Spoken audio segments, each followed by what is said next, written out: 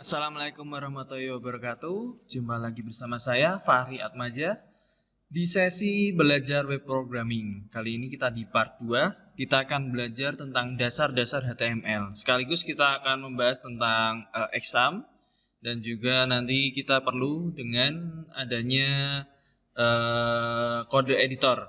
Jadi teman-teman bisa siapkan exam XAMPP dan kode editornya bisa kalian pakai Sublime atau Visual Studio Code.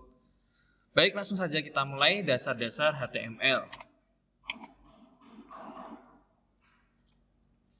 HTML atau Hypertext Markup Language merupakan bahasa yang digunakan untuk membangun halaman website. Hypertext, teks yang ditampilkan pada komputer atau alat elektronik lainnya dengan merujuk ke teks lainnya yang dapat diakses, biasanya dengan mengeklik mouse atau menekan tombol tertentu. Hypertext tidak terbatas pada teks, tapi juga dapat berisi label, maksud saya tabel, atau gambar. Hypertext merupakan dasar dari struktur web, diambil dari Wikipedia. Kemudian ini sedikit contoh elemen HTML. Jadi kurung buka, title, kurung tutup, kemudian ada this, ini kontennya ya, judulnya, this is a title, kemudian ditutup lagi dengan kurung awal, garing, title, kurung tutup, begitu. Jadi ini penjelasannya. Jadi ini merupakan tag awal, kemudian ini tag akhir, kemudian di sini adalah isi kontennya, begitu ya teman-teman. Lanjut, elemen dan tag. Tag penutup tidak harus selalu ada, terutama untuk tag-tag yang tidak memiliki konten teks. Contohnya seperti image, ini nggak perlu, jadi cuma image.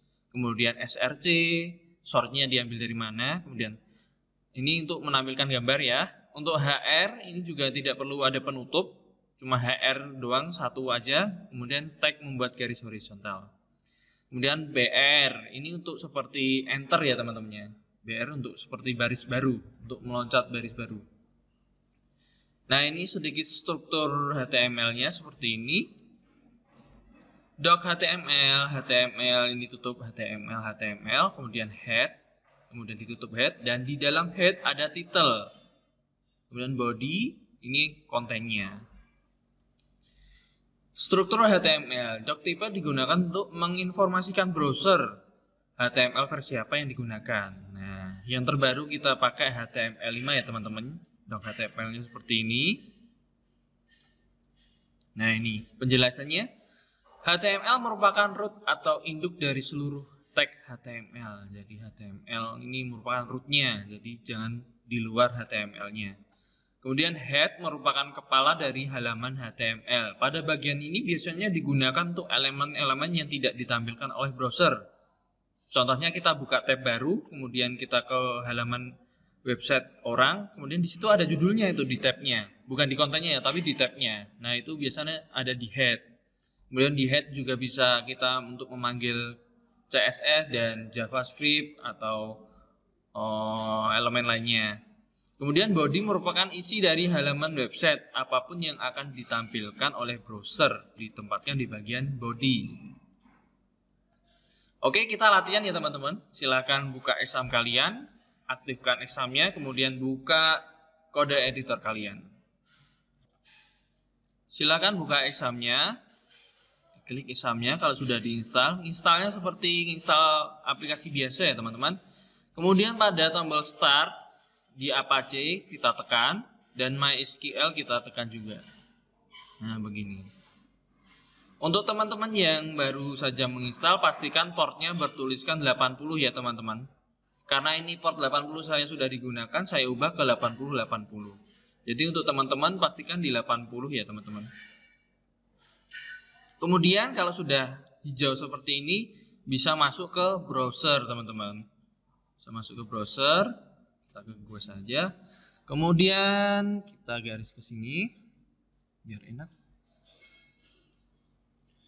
Kemudian tuliskan localhost. Nah, kalau teman-teman localhost ya, kalau punya saya karena sudah saya ganti port, saya panggil portnya juga. Nah, pastikan sudah tampil localhost exam seperti ini teman-teman. Berarti exam kalian sudah berjalan. Nah, langkah selanjutnya kita masuk ke folder examnya. Kita ke folder, kemudian ke C, kemudian pilih exam, kemudian pilih htdoc, kemudian buat folder baru. Kita kasih nama latihan. Kecil semua ya teman-teman, kecil semua. Latihan. Kemudian masuk, masih kosong ya teman-teman. Kemudian silahkan buka kode editor kalian. Di sini saya pakai Sublime.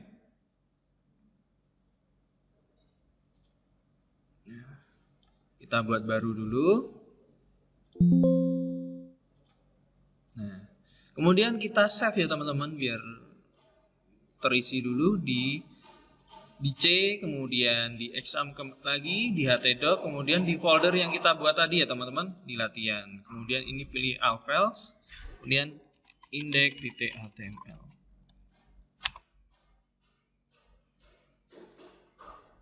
Baik, kalau sudah begini kita langsung saja untuk mengcoding. Baik, kita lanjut teman-teman, kita langsung coding ya. Yang pertama kita perlu lakukan yaitu mengetikkan tag HTML-nya. Nah, HTML jangan lupa kurungnya teman-teman.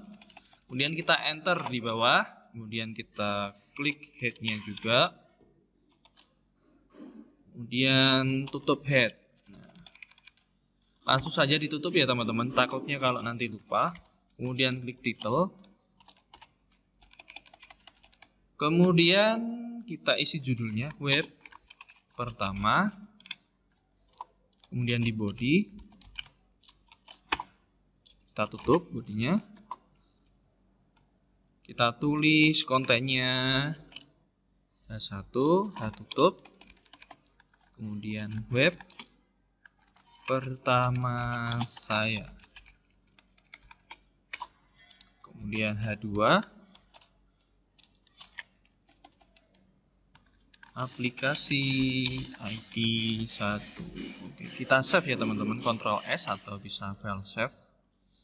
Nah, tinggal kita panggil teman-teman, yaitu di localhost / latihan. Nah,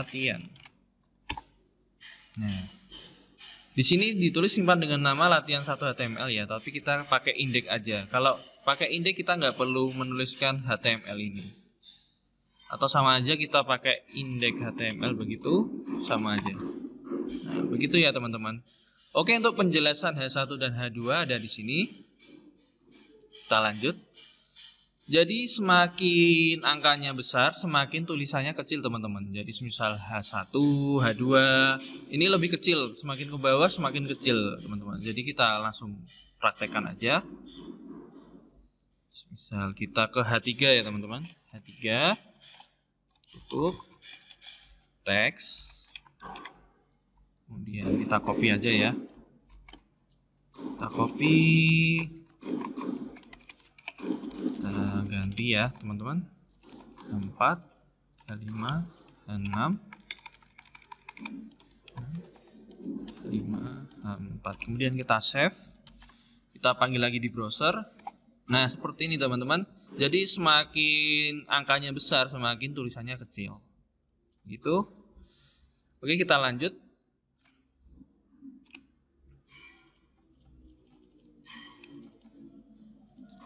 Tag paragraf. Nah, ini fungsi dari P, teman-teman.